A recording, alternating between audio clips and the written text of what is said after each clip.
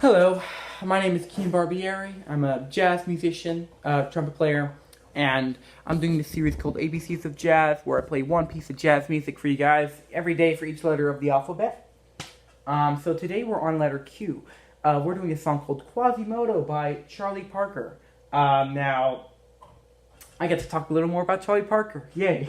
Um, there's a lot of things that, I've already mentioned that, he was very influential in bebop. He was, after all, he was the creator of bebop, him and his, band. And obviously I talked about how Dizzy Gillespie was the person to kind of get people to like bebop, but he was the original creator. So one thing, his life was not very smooth a lot of the times. When he was very young, 16, he was still even only at 16 years old, he was experimenting a lot with jazz and playing a lot. He just got at age 16, he just got a brand new saxophone. He was experimenting his own way of improvisation with different keys and that. He was experimenting with different keys and modulations and stuff that most jazz songs weren't doing at the time. And so basically, it was at, what was it? Yeah, the Kansas City Reno Club. In 1937, he got in there and put himself on the cue for an improvisation, jam session.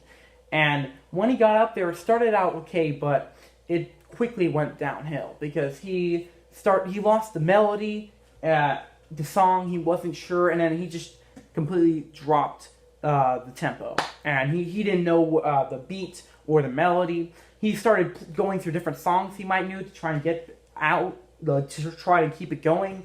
He tried doing double time, and he just completely failed. And the drummer, Joe Jones, he just stopped playing entirely, and so did Charlie. And then after that, Charlie Parker stopped, and he kind of froze. And the drummer just took his cymbal, threw it at him, made a huge loud crash, and the audience started bursting out laughing. Which they thought it was funny, but Charlie Parker did not. He was very upset with himself, and after that night, he went home. He said he cried and didn't play again for another 3 months. However, he after that 3 months, he got himself back up on his feet and started doing it again. Whereas most people might just stop playing, he kept on going. And he ended up becoming one of the greatest musicians of all time. So, if that isn't inspirational, I don't know what is. Even if you have a horrible mess up horribly, or you make really bad mistakes, whatever, does not mean your life's over and you can't do it, because look at Charlie Parker. Also, fun fact is that basically, if there was anything that he loved more than jazz or his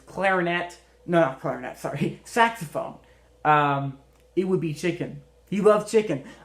He would eat any kind, whether it's fried or boiled or baked or grilled, or he'd eat anything. Any chicken he could get his hands on. A really funny story is apparently he was with another car on his way to a hotel, and they run over a chicken. Just so you know, chickens in the South are called yardbirds. And that was his nickname, Yardbird. People called him Yardbird, or just Bird, the Bird.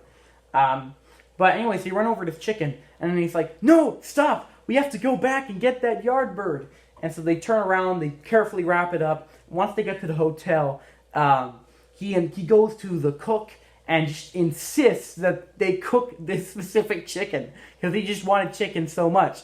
It's kind of ridiculous. He's like, we have to eat this Yardbird. You gotta cook it for us. And well, they did. But either way, he was obsessed with chicken for some reason. Either